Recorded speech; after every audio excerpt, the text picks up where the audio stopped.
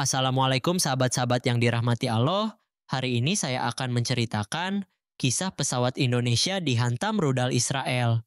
Namun sebelumnya saya sarankan untuk menuliskan solawat Nabi Muhammad agar kelak solawat ini menjadi saksi untuk mendapat syafaat di akhirat. Like dan subscribe ke channel ini sangat membantu menyebarkan dakwah Islam dan menjadi amal jariah. Suara mesin pesawat Garuda Indonesia G974 berdengung lembut di ketinggian 35.000 kaki. Langit biru membentang luas di luar jendela. Di dalam kabin, suasana tenang menyelimuti ratusan penumpang yang sebagian besar adalah jemaah umrah dan pebisnis dari Indonesia. Beberapa sedang tertidur dengan tenang, sebagian lagi membaca Al-Quran, menonton film, atau berbicara pelan dengan teman seperjalanan. Di kursi ekonomi 20TE, duduk seorang pria parubaya bernama Ahmad Fauzi. Usianya 45 tahun. Seorang konsultan keuangan dari Jakarta. Jenggotnya tipis dan rapi. Ia mengenakan baju koko putih bersih, dan yang mencolok di dadanya adalah sebuah pin kecil berbentuk bendera Palestina. 4 warna mencolok berbaris di atas logam mungil itu. Merah, putih, hijau, dan hitam. Hadiah dari istrinya sebelum berangkat. Simbol dukungan pada perjuangan yang selama ini hanya bisa ia saksikan lewat berita. Di kursi sebelahnya, 23F, duduk Budi Santoso. Seorang pengusaha tekstil dari Bandung berusia 48 tahun. Rambutnya mulai memutih dan kacamata bacanya bertengger di ujung hidung. Ia mengenakan kemeja batik biru dengan motif parang halus. Tangannya sibuk menggeser layar ponsel, entah mengecek data atau menulis pesan. Saat ia mengangkat kepala untuk meminta air pada pramugari, pandangannya tak sengaja tertumbuk pada pin di dada Ahmad. Budi mengerutkan dahi. Lalu, dengan nada keras dan nyaring, ia berkata, "Heh, kok masang bendera teroris di baju?" Beberapa penumpang langsung menoleh. Suasana yang tadinya tenang berubah mendadak hening. Ahmad menoleh perlahan. Tatapannya dingin. Rahangnya mengeras. "Maaf, Bapak bilang apa tadi?" "Yaitu, bendera Palestina." "Negara mana itu?" "Setahu saya yang di peta dunia cuma ada Israel. Palestina itu cuma klaim sepihak dari kelompok teroris Hamas." Ahmad menutup bukunya perlahan, lalu berdiri. Wajahnya mulai memerah. "Bapak ini siapa? Berani-beraninya bicara seperti itu di depan umum." Suara mereka mulai meninggi. Para penumpang mulai gelisah. Pramugari tampak ragu apakah harus turun tangan atau tidak. Sebagian jemaah mulai melirik cemas. Pria-pria tua menunduk, ibu-ibu berbisik-bisik, beberapa anak kecil mulai merasa tidak nyaman. Budi ikut berdiri. Israel itu tanah yang dijanjikan. Di kitab Kejadian pasal 12 ayat 7, jelas ditulis, Allah memberikan tanah itu pada keturunan Abraham. Kalau Palestina protes, itu salah mereka sendiri. Mereka melawan kehendak Tuhan. Ahmad menahan napas panjang. Suaranya bergetar. Mana kehendak Tuhan yang memerintahkan pembantaian anak-anak? Mana kehendak Tuhan yang memerintahkan pembersihan etnis? Beberapa penumpang mulai ikut bicara. Seorang anak muda berkacamata dari barisan depan berteriak, "Betul kata Pak Ahmad, Israel itu penjajah." Tapi dari belakang suara seorang ibu parubaya terdengar lantang. "Palestina itu teroris, mereka yang duluan nyerang." Ketegangan semakin meningkat. Para pramugari mulai mendekat. Tapi belum satu pun berani menyentuh atau menghentikan perdebatan yang mulai meluas itu. Ahmad menunjuk Budi dengan jari gemetar. "Bapak ini Kristen Indonesia kan? Kenapa malah membela pembantaian saudara-saudara Kristen di Palestina? Pastor-pastor dibunuh, gereja dibom, anak-anak Kristen juga jadi korban." Budi tertawa sinis. "Itu semua propaganda." Ahmad mendekat. Wajahnya begitu dekat dengan wajah Budi. Gereja Holy Family dibom, gereja St. Porphyrius yang berusia 1600 tahun hancur. Itu fakta. Seorang bapak tua dengan peci hitam ikut bersuara. "Aku pernah ke Yerusalem, orang Kristen di sana aman-aman saja." Ahmad menoleh ke arahnya, suaranya meninggi. "Bapak ke Yerusalem bagian mana? Yang di dalam tembok? Yang di luar tembok tidak boleh masuk. Mereka dikurung. Di balik pagar besi dan tembok beton." Suasana di dalam pesawat kini benar-benar mencekam. seolah udara menebal, seolah waktu melambat. Pramugari senior mulai mendekat perlahan dengan wajah tegang. Namun, sebelum pertengkaran itu meledak lebih jauh, terdengar suara kapten dari speaker kabin. Nadanya tenang, tapi isi pengumumannya mengubah segalanya. Suara Kapten Rizky Pratama terdengar lembut namun tegas melalui speaker kabin. Selamat siang Bapak Ibu penumpang yang terhormat. Kami informasikan bahwa karena adanya badai petir cukup kuat di jalur utama menuju Dubai, kami akan melakukan sedikit perubahan rute. Mohon tetap mengenakan sabuk pengaman. Estimasi waktu tempuh akan bertambah sekitar 30 menit. Terima kasih atas perhatian dan kerjasamanya. Kabar itu sejenak meredam ketegangan. Ahmad menghela napas. Budi duduk kembali dengan wajah memerah. Beberapa penumpang mulai kembali tenang. Tapi suasana masih terasa berat. Tak ada yang berbicara keras lagi. Tapi tatapan curiga dan bisik-bisik terus beredar. Ahmad menunduk, menarik napas dalam-dalam, lalu membuka kembali bukunya. Pin bendera Palestina masih menempel di dadanya, meski kini terasa lebih berat. Di sebelahnya, Budi menatap jendela tanpa ekspresi. Tangannya menggenggam sandaran kursi erat-erat. Ia tidak sedang melihat awan di luar sana, tapi pikirannya sendiri yang bergemuruh. Waktu berjalan pelan. 15 menit berlalu dalam keheningan yang tak nyaman. Langit di luar mulai berubah kelabu. Awan-awan tebal menggulung perlahan, seolah menyelimuti seluruh pesawat. Di kokpit, Kapten Rizky menatap radar dengan dahi mengerut. Di sampingnya, kopilot Ferdi Susanto mengetik koordinat baru ke sistem navigasi. Kapten, koordinat kita keluar dari jalur sipil.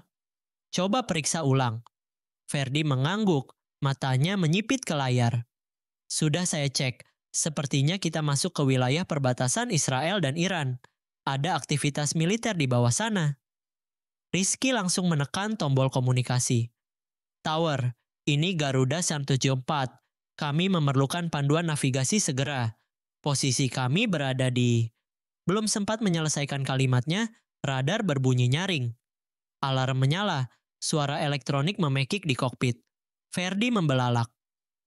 Kapten, ada misil. Rudal mengunci kita. Kapten Rizky refleks mengambil alih kemudi. Mayday, Garuda 1974 dalam bahaya. Kami pesawat sipil. Ulangi pesawat sipil. Di dalam kabin, para penumpang belum menyadari bahaya yang sedang mengintai. Ahmad masih membaca bukunya. Budi masih terdiam mematung. Beberapa penumpang tertidur, lainnya mengobrol dengan suara pelan. Lalu suara mesin menggeram tak biasa. Pesawat tiba-tiba berbelok tajam ke kiri. Seluruh penumpang terhempas ke samping. Teriakan langsung pecah. Apa ini? Ahmad berteriak sambil mencengkeram sandaran kursi. Budi spontan memegang dadanya. Di luar jendela, kilatan cahaya terang melintas dengan kecepatan luar biasa. Lalu, ledakan dahsyat mengguncang bagian belakang pesawat. Rudal yang ditembakkan dari sistem Iron Dome Israel menghantam ekor Garuda 1974. Suaranya menggema seperti dentuman petir. Logam pesawat terkelupas, angin kencang menyeruak masuk. Teriakan panik langsung memenuhi kabin. Ya Allah, bom, ada bom. Rudal, rudal. Topeng oksigen jatuh dari atas kepala penumpang. Pramugari berteriak panik sambil berusaha tetap berdiri. Bapak Ibu, kenakan topeng oksigen, posisi crash landing. Di kokpit, Kapten Rizky menggertakkan giginya. Ferdi, cek sistem. Mesin kanan mati, hidraulik rusak 60%, tapi kita masih bisa dikendalikan. Kita harus cari lokasi pendaratan darurat sekarang juga. Di kabin, anak-anak menangis histeris. Para ibu memeluk anak mereka erat-erat. Seorang pemuda melantunkan doa keras-keras. Ahmad kini memeluk kursinya, membaca ayat kursi dengan suara bergetar. Budi, dengan wajah pucat, memegang salib kecil di dadanya sambil berdoa. Ya Allah, ampunilah dosa-dosa kami. Sementara itu, dari jendela yang pecah, tanah mulai terlihat. Hamparan pasir, reruntuhan bangunan, gurun, debu. Kapten Rizky memeriksa radar lagi. Kita terlalu rendah, tidak bisa kembali ke jalur sipil, lokasi terdekat untuk mendarat hanya satu titik datar di antara reruntuhan itu. Ferdi menoleh dengan wajah ngeri. Itu Gaza.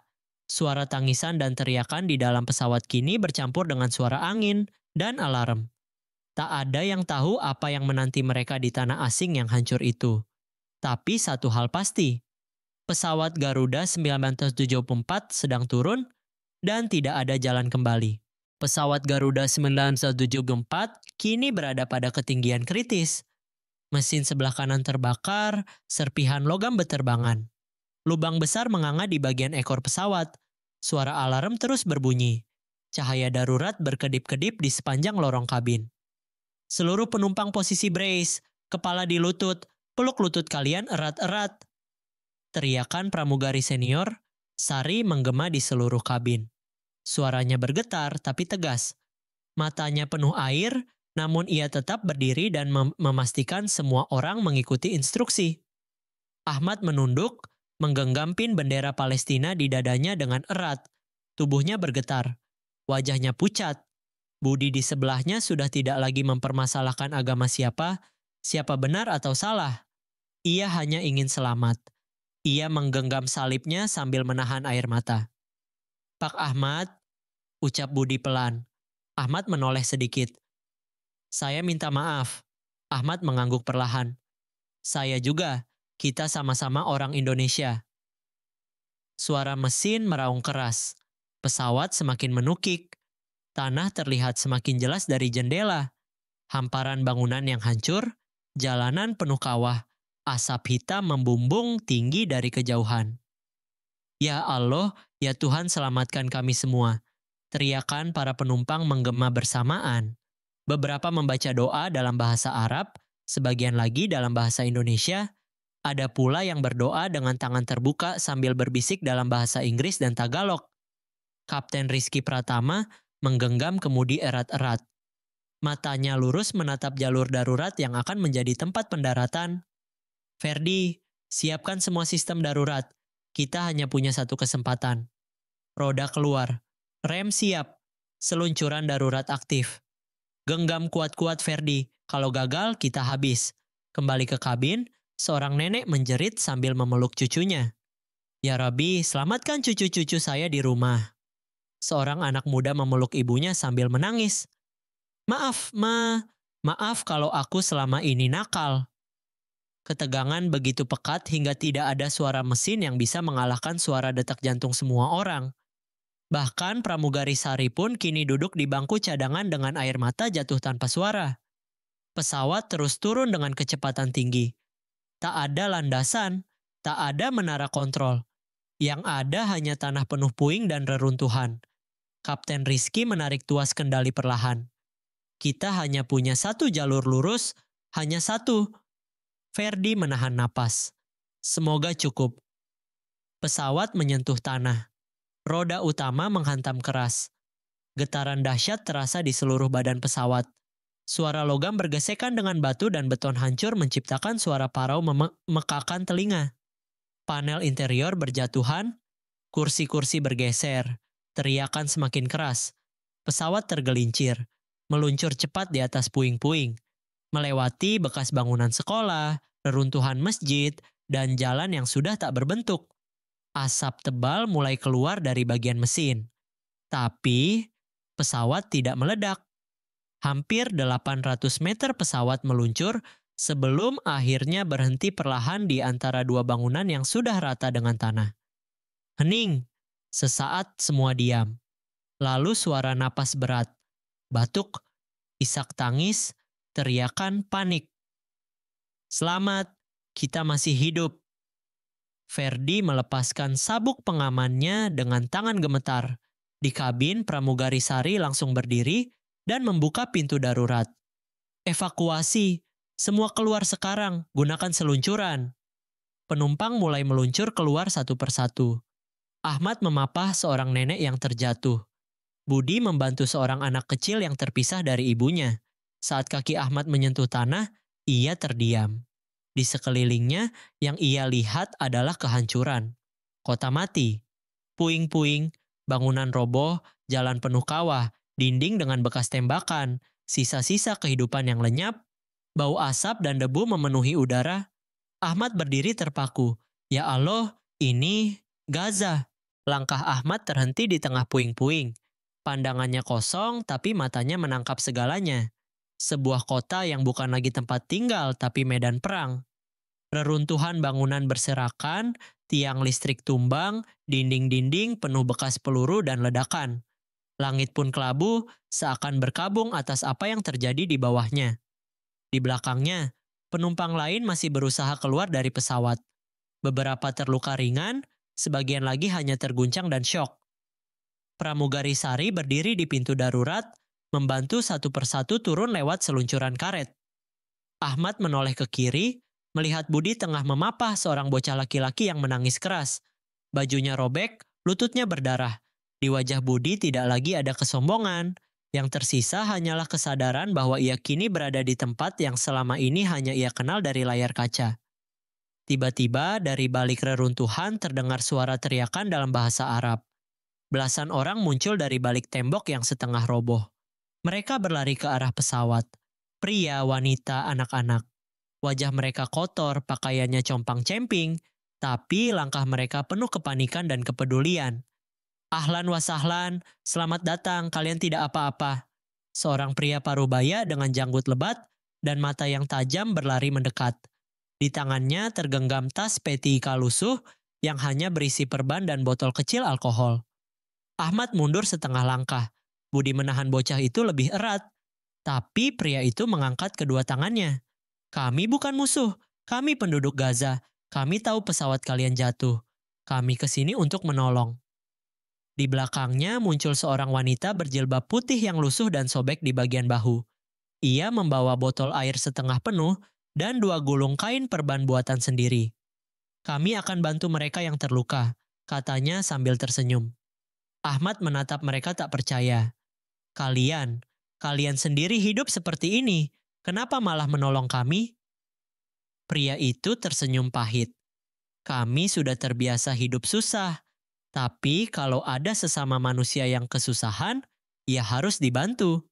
Itu yang diajarkan agama. Beberapa warga Gaza lain mulai membantu mengevakuasi penumpang. Ada yang memapah mereka ke tempat teduh di balik bangunan hancur. Ada yang memberikan air minum meski hanya dalam tutup botol. Yang lain menenangkan anak-anak yang terus menangis ketakutan. Seorang pemuda kurus dengan kaki pincang datang sambil menggendong balita. Uncle, helikopter atau ambulans tidak bisa masuk ke sini. Tapi kami punya klinik darurat di bunker bawah tanah. Kami akan rawat luka-luka kalian di sana. Tanpa komando resmi, mereka bekerja. Berbagi apapun yang tersisa. Air bersih, selimut, tangan, doa. Ahmad terpaku melihatnya. Warga Gaza yang selama ini dituduh sebagai ancaman, justru yang pertama datang menolong. Tanpa pertanyaan, tanpa syarat. Di tengah hiruk-pikuk evakuasi, Ahmad dan Budi terpisah. Ahmad dibawa ke arah utara, menuju tempat berlindung yang lebih aman. Di sebelahnya, seorang pria tua memperkenalkan diri dengan suara berat. Namaku Abu Mahmud. Dulu aku guru, tapi sekolahku dibom. Ahmad menunjuk sisa bangunan yang tinggal pondasi. Itu sekolahmu? Abu Mahmud mengangguk. Bukan, itu rumah sakit anak, dihancurkan 3 bulan lalu. Katanya ada teroris di sana. Padahal isinya hanya dokter dan anak-anak sakit. Ahmad menunduk. Air matanya tak tertahan. Genggaman tangannya pada pin kecil di dadanya menguat. Tangan yang dulu hanya menunjuk, kini dipakai untuk menahan luka yang sebenarnya jauh lebih dalam. Sementara itu, di sisi lain reruntuhan, Budi duduk bersandar di dinding setengah roboh. Di sampingnya, seorang nenek tua sedang membersihkan luka di lengannya dengan kapas dan obat merah buatan sendiri. Nenek, maaf merepotkan. Tidak apa-apa nak, kami sudah biasa mengobati orang. Hampir setiap hari ada yang terluka di sini. Budi tertegun. Setiap hari? Nenek itu mengangguk sambil mengoleskan salep. Serangan udara, serangan darat, tembakan dari tower. Kadang sehari bisa 20 orang yang luka. Atau lebih. Budi tidak bisa menjawab. Yang ia pikir selama ini hanya konflik sesaat, ternyata adalah kehidupan sehari-hari mereka. Langit Gaza mulai menguning. Matahari hendak tenggelam di ufuk barat, mewarnai puing-puing dengan semburat jingga yang menyayat hati. Di sudut lain bangunan yang masih berdiri setengah utuh, belasan penumpang Garuda 974 sedang beristirahat. Ada yang dibawa ke masjid yang masih berdiri meski atapnya berlubang, sebagian lagi ke gereja tua yang sebagian temboknya telah roboh. Ahmad duduk bersandar di tembok yang menghitam karena jelaga. Di tangannya, pin bendera Palestina masih menempel di dada bajunya yang robek. Sambil menatap kosong ke depan, ia mengusap luka di dahinya yang mulai mengering. Hatinya belum pulih dari guncangan, bukan hanya karena kecelakaan, tapi karena kebenaran yang kini menamparnya lebih keras dari dentuman rudal.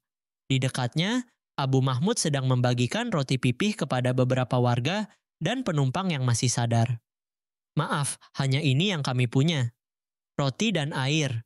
Tapi ini cukup sampai pagi. Ahmad menerima sepotong roti dengan mata berkaca-kaca. Pak Abu, kalian kehilangan segalanya, kenapa masih mau membagi? Abu Mahmud menatap Ahmad dengan lembut. Karena penderitaan tidak boleh membuat kita berhenti menjadi manusia. Di sisi lain reruntuhan, Budi berjalan tertatih menuju sebuah bangunan gereja yang sudah tidak lagi utuh. Di depan pintunya berdiri seorang pria parubaya dengan salib kayu menggantung di lehernya. Matanya sembab, wajahnya gelap oleh debu, tapi senyumnya hangat. Oh, you are from the plane yesterday. Yuka pria itu dalam bahasa Inggris dengan aksen Timur Tengah. Saya Budi, dari Indonesia. Saya juga Kristen, jawab Budi pelan. Pria itu menyambut dengan pelukan singkat. Saya Pastor Dimitri Hori. Gereja ini dulu bernama S. George. Sudah berdiri sejak abad ke-5. Dihancurkan bulan lalu. Katanya, ada terowongan teroris di bawah. Lanjutnya sambil menunjuk reruntuhan. Padahal yang ada cuma ruang doa dan sekolah minggu anak-anak. Budi menunduk, hatinya seperti diremukan. Tapi saya pikir Israel melindungi gereja dan umat Kristen. Pastor Dimitri tersenyum pahit. Ia menunjuk ke utara. Itu dulu gereja Holy Family. Sekarang puing. Di arah barat sana itu St. Porphyrius. 1600 tahun. Hancur. Saudara Budi, populasi Kristen di Palestina turun dari 20% jadi kurang dari 2%. Bukan karena pindah agama, tapi karena diusir, dibunuh, atau terpaksa mengungsi. Budi duduk perlahan di lantai gereja yang tinggal separuh tembok. Tangannya menggenggam salib kecilnya dengan gemetar. Pastor, saya minta maaf. Saya tidak tahu. Saya salah.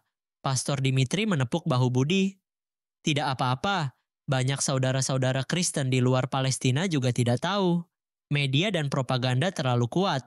Mereka menggambarkan konflik ini sebagai Islam lawan Yahudi.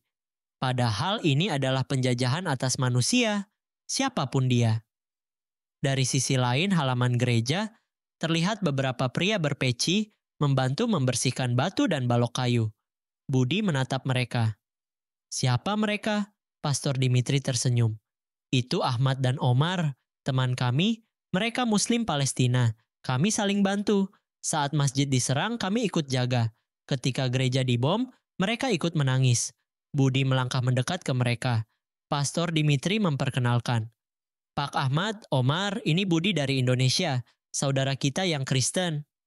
Ahmad mengulurkan tangan. Ahlan wa sahlan ya Aki. Welcome to Gaza. Maaf atas keadaannya. Budi berjabat tangan. Kalian tidak masalah bekerja sama? Ahmad tertawa kecil. Masalah apa, Aki? Kami sama-sama kehilangan. Kami sama-sama berjuang. Agama bukan penghalang saat kita sama-sama ditindas. Omar yang berdiri di sampingnya menambahkan, kami boleh beda agama, tapi kami sama-sama manusia. Kami semua ingin hidup damai. Mata Budi mulai berkaca-kaca. Dalam hatinya, ia merasa kecil sekali. Semua narasi yang selama ini ia yakini mulai runtuh satu persatu di hadapan fakta dan kasih sayang nyata dari mereka yang justru paling menderita. Tiba-tiba, dari kejauhan, terdengar teriakan lirih memanggil namanya. Pak Budi, Pak Budi. Mereka semua menoleh. Tampak Ahmad Fauzi berlari tersengal dari balik bangunan sebelah. Wajahnya penuh debu, bajunya sobek di bagian bahu. Matanya mencari-cari. Begitu melihat Budi, ia langsung mempercepat langkahnya. "Pak Budi!" Budi berdiri tertegun melihat Ahmad Fauzi berlari ke arahnya. Di wajah Ahmad ada kelegaan, tapi juga kegelisahan yang belum sepenuhnya padam. Nafasnya terengah. Sepatu yang ia kenakan sudah penuh debu. Wajahnya tampak lebih tua dari hari sebelumnya. "Pak Ahmad," ucap Budi pelan. Ahmad langsung memeluk Budi erat. Di tengah reruntuhan Gaza, pelukan dua pria Indonesia itu terasa begitu dalam. Tak ada lagi perdebatan, tak ada lagi kemarahan. Yang tersisa hanyalah manusia yang tersadar akan kebodohannya masing-masing. "Alhamdulillah Pak Budi selamat," ujar Ahmad dengan suara serak. "Saya cari Bapak dari tadi malam. Saya khawatir, takut terjadi apa-apa." Budi membalas pelukan itu dan air matanya menetes tanpa bisa dibendung. "Pak Ahmad, saya salah besar selama ini. Saya baru mengerti sekarang. Terlalu banyak yang tidak saya tahu." Ahmad melepas pelukan dan menatap mata Budi dengan lembut. "Bapak sudah lihat sendiri. Ini bukan soal agama. Ini bukan soal siapa yang lebih benar. Ini tentang kemanusiaan yang diinjak-injak." Di sekitar mereka, Pastor Dimitri, Omar, dan beberapa warga Gaza lainnya ikut menyaksikan pertemuan itu dengan mata haru. Di antara reruntuhan masjid dan gereja yang porak-poranda, persatuan dua anak bangsa itu menjadi pemandangan yang tak ternilai. "This is what we fight for," bisik Pastor Dimitri. "Unity, understanding, peace." Budi menoleh ke Pastor Dimitri, lalu ke Ahmad, lalu ke warga Gaza lainnya yang sedang sibuk menyalakan api kecil untuk memasak air. "Pak Ahmad," ujar Budi dengan suara bergetar. "Saya minta maaf. Di pesawat kemarin, saya bodoh. Saya pikir saya membela Tuhan. Tapi ternyata saya sedang membela keangkuhan saya sendiri." Ahmad mengangguk perlahan sambil menepuk bahu Budi. "Sudah Pak Budi, yang penting sekarang kita sama-sama sadar." Ia menunjuk ke arah Pastor Dimitri dan Omar. "Inilah contoh persatuan yang sesungguhnya. Bukan persatuan yang dibangun di atas penderitaan orang lain, tapi persatuan yang dilahirkan dari rasa saling memahami dan saling menjaga." Pastor Dimitri mengangkat tangan mereka berdua dan menyatukannya dalam satu genggaman. "Tiga saudara, tiga iman, tapi satu kemanusiaan." Sinar matahari sore mulai memudar, namun hangatnya hati mereka tak pudar sedikit pun. Di tengah kehancuran Gaza, harapan itu tumbuh dari tangan-tangan yang saling menggenggam, dari air mata yang bukan lagi tanda kelemahan, tapi kebangkitan. Tak jauh dari mereka, Omar mengambil nafas panjang dan berkata dengan suara pelan, "Dunia harus tahu, kami bukan teroris, kami hanya ingin hidup. Kami ingin kebebasan, dan perjuangan kami bukan melawan agama siapapun. Kami hanya ingin penjajahan ini berhenti." Ahmad dan Budi mengangguk bersamaan. Mereka tahu kisah yang sedang mereka alami bukan sekadar pengalaman. Ini adalah pelajaran hidup. Ini adalah misi. Pastor Dimitri menatap mereka dalam-dalam. "Kalian harus pulang, ceritakan semuanya. Buka mata mereka yang selama ini tertutup oleh layar-layar propaganda. Katakan bahwa di Gaza, umat Kristen dan Muslim berdiri bersama, menangis bersama, dan berjuang bersama." Budi mengepalkan tangannya. "Ya Pastor, saya akan cerita. Saya akan buat semua orang tahu." Ahmad memandang langit senja yang mulai menghitam. "Subhanallah, ini bukan kebetulan kita sampai di sini. Ini takdir. Malam telah tiba di Gaza. Langit gelap tanpa cahaya kota. Tak ada lampu jalan, tak ada suara kendaraan. Yang terdengar hanyalah desir angin dan sesekali ledakan jauh di kejauhan. Sebagian penumpang Garuda 974 telah dipindahkan ke tempat yang lebih aman, sebagian lagi masih berada di tempat perlindungan darurat. Di dalam bunker kecil yang dulu adalah ruang kelas bawah tanah, Ahmad dan Budi duduk bersisian.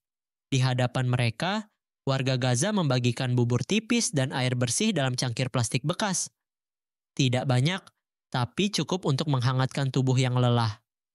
Di sudut ruangan, seorang wanita muda Palestina tengah menidurkan bayinya yang terus menangis.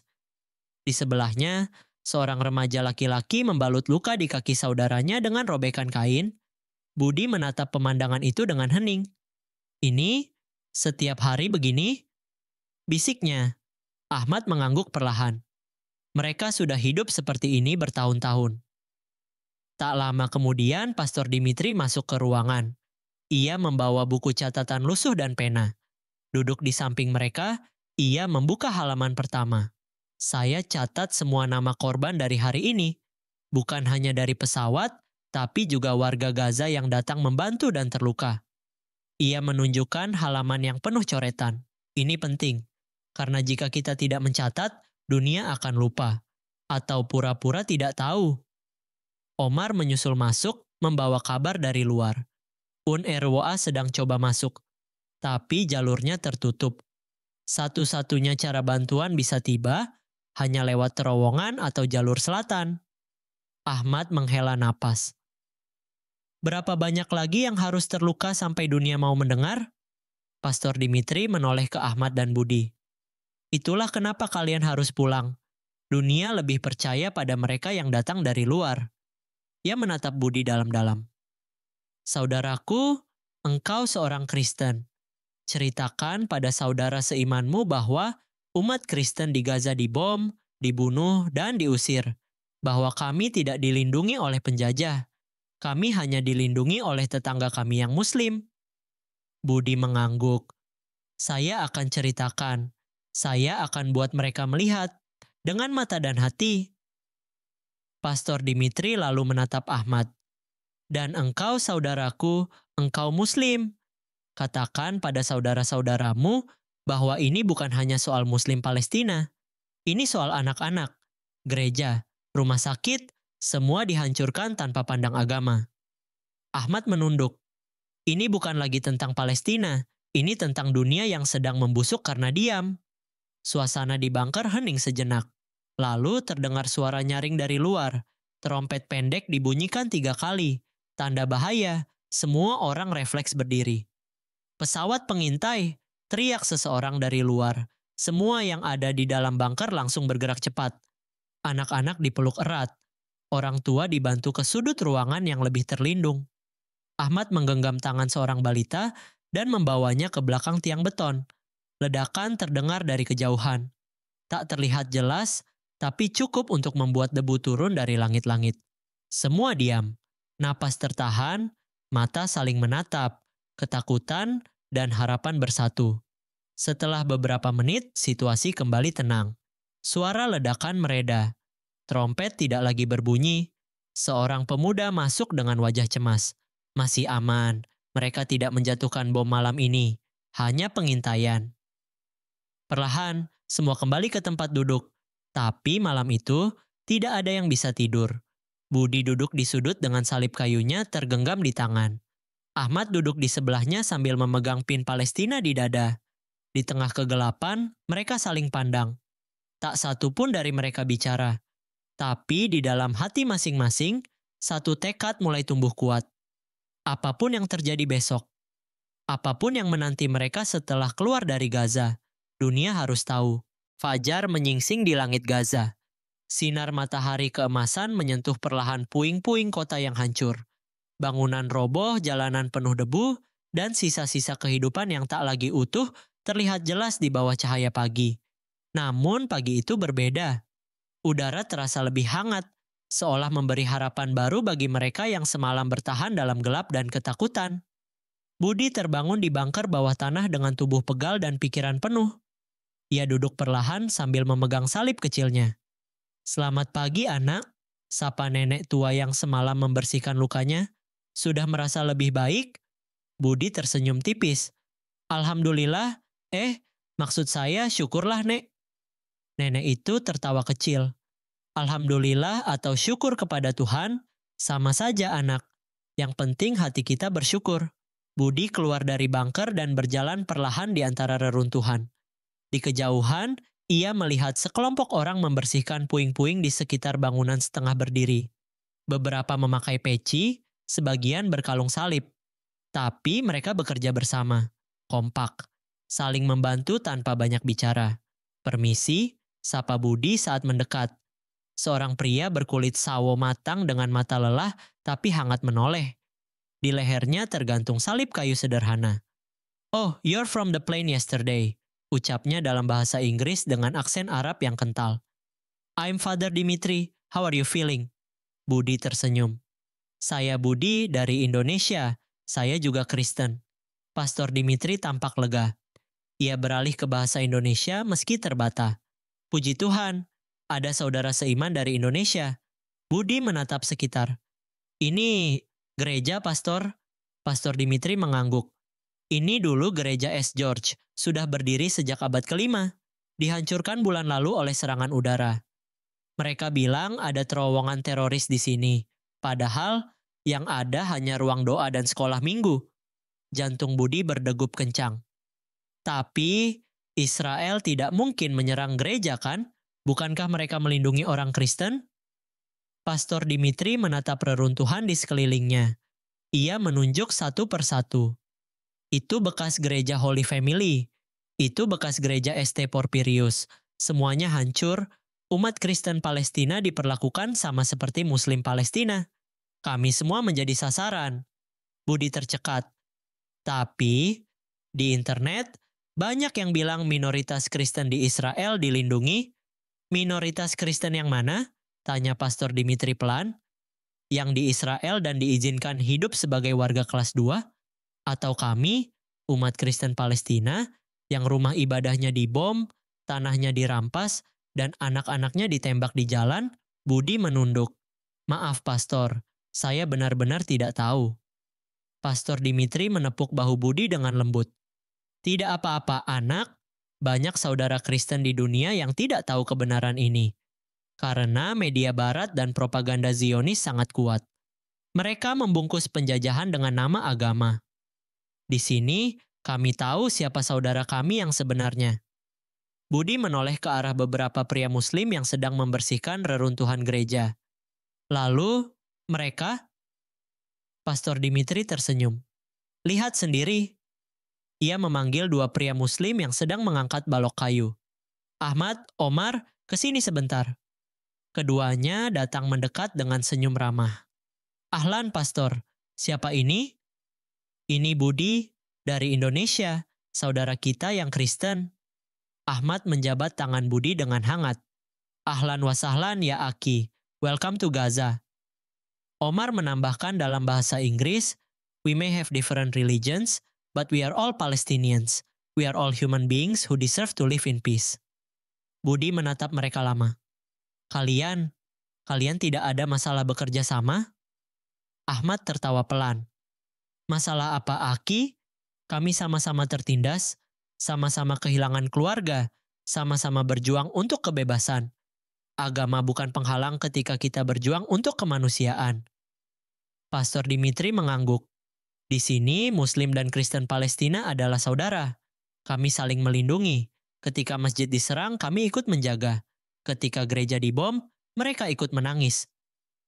Tiba-tiba dari kejauhan terdengar suara seseorang memanggil, Pak Budi, Pak Budi. Mereka menoleh serentak. Dari balik reruntuhan, Ahmad Fauzi muncul kembali. Kali ini dengan langkah terburu-buru. Wajahnya masih penuh luka kecil, tapi ada senyum lega di bibirnya. Pak Budi, ayo kita harus segera bersiap. Tim bantuan dari UNRWA berhasil masuk lewat jalur selatan. Kita akan dipindahkan ke Rafah, lalu lanjut ke Kairo. Budi berdiri. Sudah ada jalan pulang? Ahmad mengangguk. Ya, tapi jalan pulang ini tidak akan sama lagi. Langkah-langkah kaki terdengar berat di atas reruntuhan. Satu persatu penumpang Garuda 1974 yang selamat dikumpulkan di titik evakuasi. Mobil bantuan dari Organisasi Kemanusiaan Internasional menanti di jalur sempit yang hanya bisa dilalui kendaraan kecil. Di sekitarnya, anak-anak Gaza melambai pelan.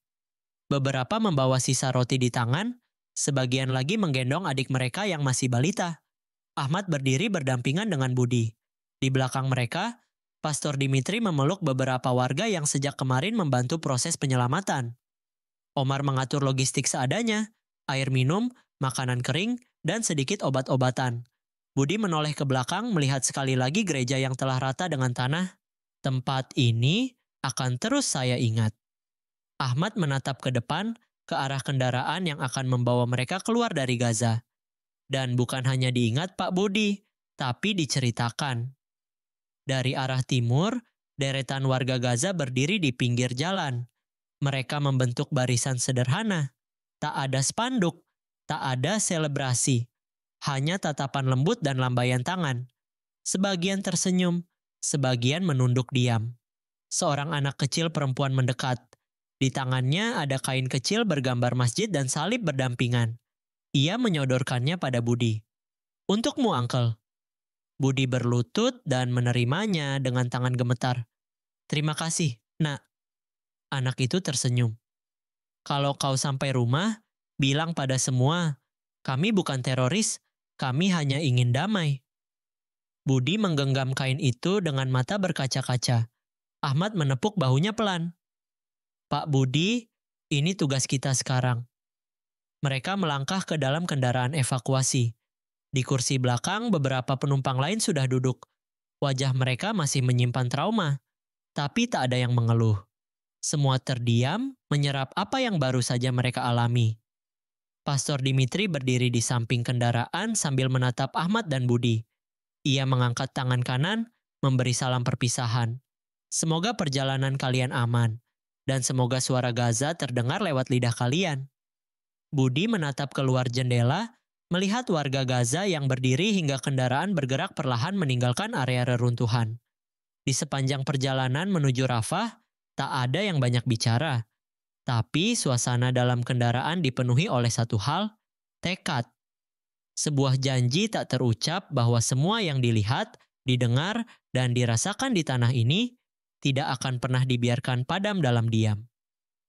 Ketika mereka sampai di pos perbatasan Rafah, tim UNRWA telah menyiapkan jalur diplomatik darurat ke Kairo. Dari sana mereka akan diterbangkan ke Jakarta. Namun, sebelum naik ke pesawat, Ahmad dan Budi duduk sebentar di lantai ruang tunggu bandara. Di antara koper dan tas bantuan, mereka menatap satu sama lain. Pak Ahmad, ucap Budi lirih, setelah ini, kita harus bicara. Kita harus siapkan sesuatu. Ahmad mengangguk mantap. Kita akan buat semua orang tahu, bukan dengan kebencian, tapi dengan kebenaran. Budi menghela napas. Bukan soal Islam dan Kristen, tapi soal siapa yang masih mau jadi manusia. Di luar jendela, pesawat mulai dipersiapkan untuk terbang. Di dalam hati mereka, sesuatu telah berubah. Apa yang awalnya hanya perjalanan bisnis dan ibadah, telah menjadi misi kemanusiaan yang tidak akan pernah sama lagi. Langit Jakarta malam itu cerah. Pesawat yang membawa Ahmad Fauzi, Budi Santoso, dan rombongan penumpang Garuda 1974 mendarat dengan selamat. Suara rem menyentuh landasan terdengar seperti napas panjang yang dilepaskan setelah menahan sesak terlalu lama. Beberapa penumpang menangis begitu keluar dari kabin. Bukan hanya karena selamat, tapi karena mereka kembali dengan hati yang tidak lagi sama. Di ruang kedatangan, keluarga menanti dengan wajah cemas dan mata berkaca-kaca. Teriakan bahagia, pelukan panjang, dan tangis penuh syukur mengisi bandara malam itu. Tapi Ahmad dan Budi tidak langsung bergabung dengan keramaian. Mereka berdiri sejenak di tepi lorong, memandangi layar informasi yang menampilkan berita-berita hangat. Tak satu pun menampilkan apa yang mereka alami. Tidak ada kata Gaza. Tidak ada kabar tentang rudal yang menjatuhkan pesawat. Tidak ada gambar tentang warga Palestina yang menyambut mereka dengan tangan terbuka. Sunyi sekali, kata Ahmad pelan.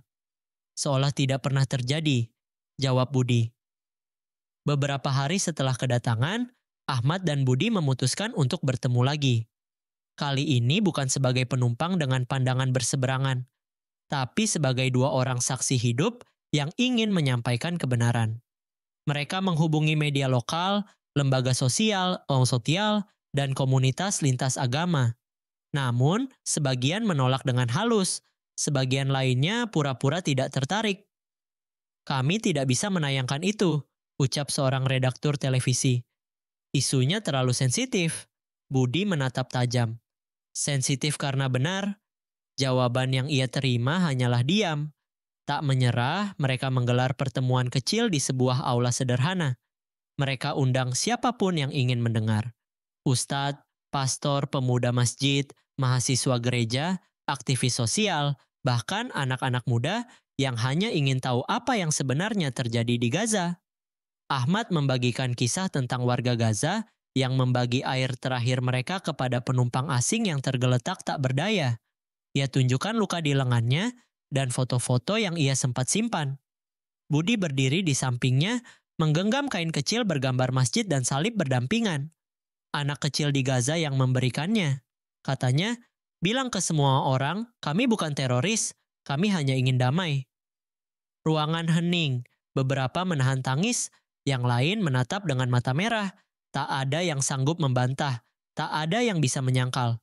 Hari berganti, bulan berlalu, tapi Ahmad dan Budi tidak berhenti. Mereka menulis, mereka berbicara, mereka menyebarkan kisah itu ke sekolah, kampus, tempat ibadah, bahkan media sosial. Sedikit demi sedikit, orang mulai mendengar, mulai bertanya, mulai membuka hati. Di antara itu semua, mereka berdua terus menjalin persahabatan yang kini telah ditempa oleh pengalaman yang jauh lebih besar dari sekadar perbedaan agama.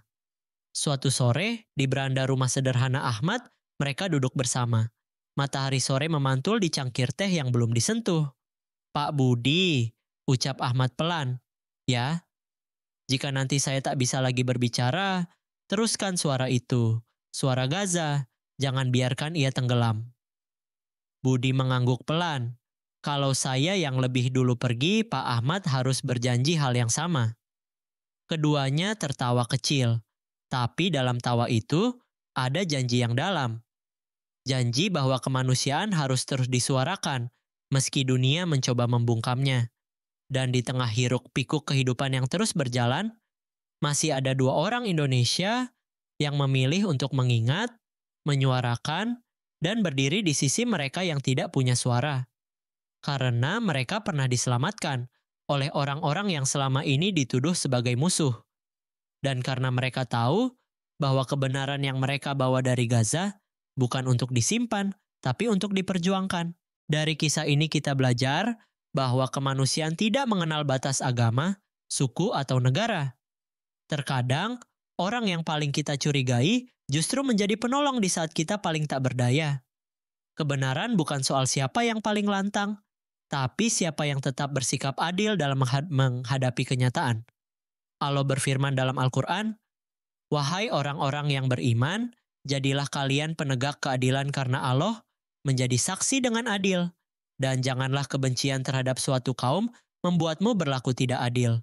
Berlaku adillah karena adil itu lebih dekat kepada takwa." Qadasas Al-Ma'idah 8. Cerita ini adalah fiksi yang ditulis seolah-olah nyata, agar kita semua bisa merasakan empati dan mengambil pelajaran darinya. Karakter dan kejadian dalam cerita ini tidak merujuk pada kejadian nyata secara langsung, namun terinspirasi dari realitas yang sedang terjadi di dunia. Terima kasih telah menyimak cerita ini sampai selesai. Jika cerita ini menyentuh hati kalian, membuka pandangan baru, atau menginspirasi untuk lebih peduli, silakan klik like, tulis pendapat kalian di kolom komentar, dan subscribe agar tidak ketinggalan cerita-cerita penuh hikmah lainnya. Sampai jumpa di kisah selanjutnya. Wassalamualaikum warahmatullahi wabarakatuh.